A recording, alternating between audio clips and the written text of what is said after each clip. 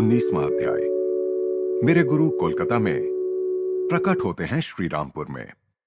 ईश्वर के अस्तित्व के विषय में शंकाओं से मैं प्रायः उद्विग्न हो जाता हूं। फिर भी एक कष्टप्रद विचार बार बार मुझे सताता रहता है।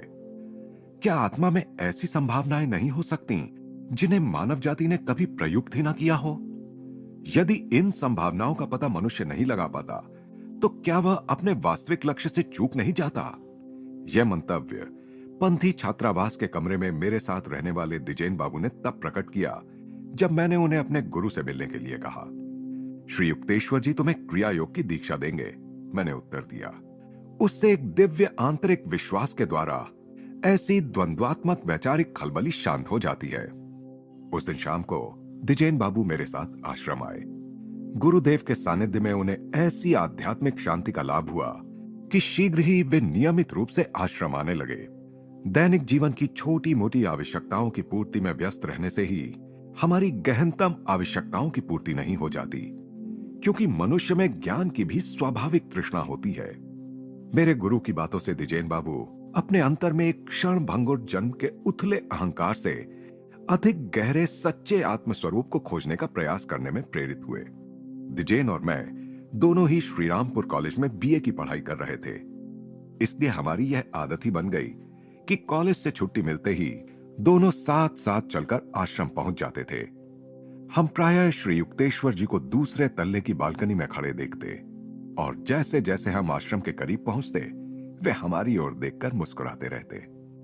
एक दिन दोपहर को जब हम आश्रम के द्वार पर पहुंचे, तो आश्रम में रहने वाले कन्हाई नामक एक लड़के ने हमें निराश करने वाला समाचार सुना दिया। गुरुदेव यहां नहीं है। एक अत्यावश्यक सूचना मिलने से उन्हें कोलकाता जाना पड़ा। दूसरे दिन मुझे गुरुदेव का एक पोस्ट कार्ड मिला। उन्होंने लिखा था, मैं बुधवार की सुबह यहां से चल पड़ूंगा। तुम और द्विजेन सुबह 9 बजे श्रीरामपुर स्टेशन पर मिलो। बुधवार को सुबह लगभग 8:30 बजे श्री युक्तेश्वर जी का मन संचार पद्धति यानी टेलीपैथी से भेजा गया संदेश मेरे मन में बार बार दृढ़ता पूर्वक उभरने लगा। मुझे रुकना पड़ रहा है। 9 बजे स्टेशन पर मत आना। द्विजेन बाबू पहले ही कपड़े पहनकर स्टेशन जाने के लिए तैयार हो गए थे।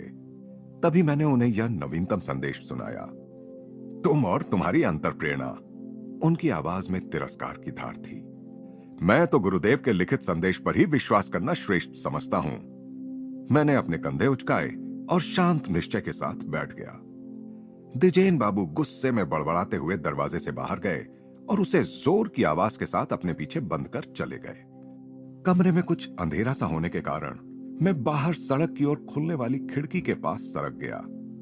सूर्य का मंद प्रकाश हठात एक ऐसी तीव्र ज्योति में बदल गया कि उसमें लोहे की छड़ें लगी खिड़की पूर्णतः अदृश्य हो गई। इस दीप्तिमान पृष्ठभूमि पर श्री युक्तेश्वर जी स्पष्टतया प्रकट हुए।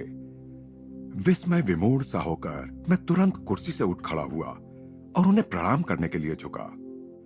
अपने गुरु के चरणों में आदर व्यक्त करने की अपनी आदत के अनुसार मैंने उनके जूतों का स्पर्श किया। टाट के तले वाले नारंगी कैनवस के ये जूते मेरे चिर परिचित थे।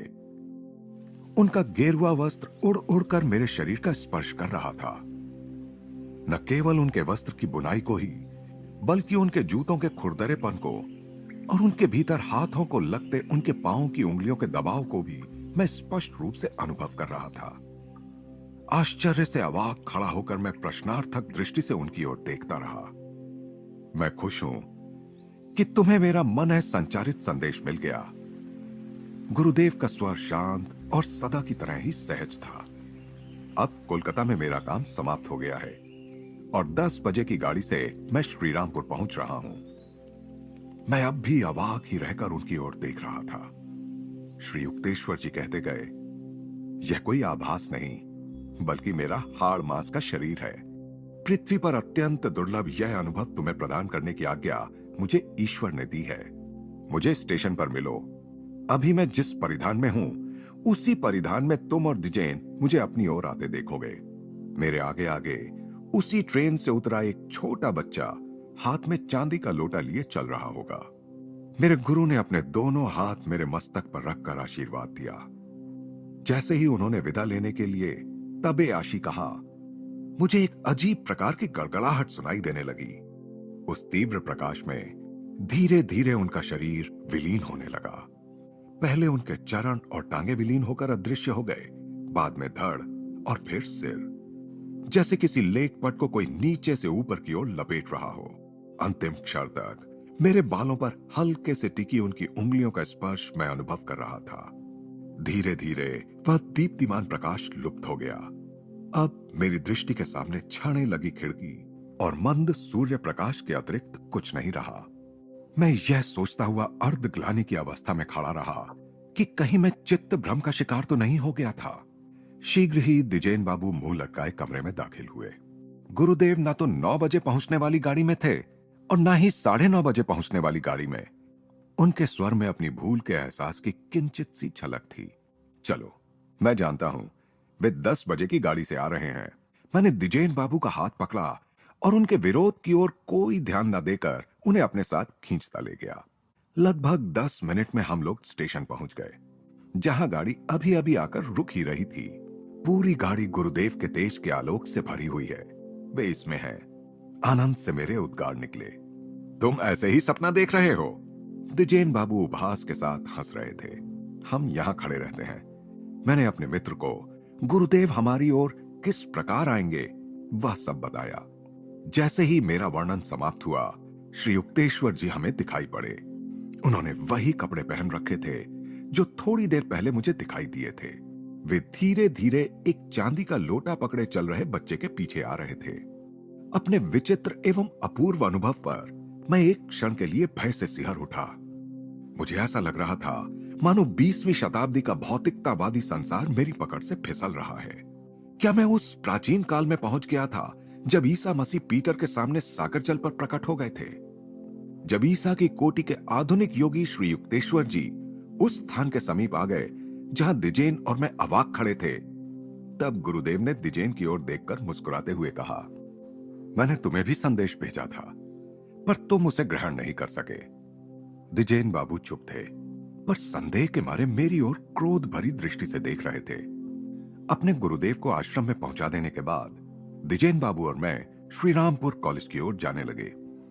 रास्ते में अचानक द्विजेन बाबू रुक गए। उनके प्रत्येक रंध्र से जैसे रोष बह रहा था।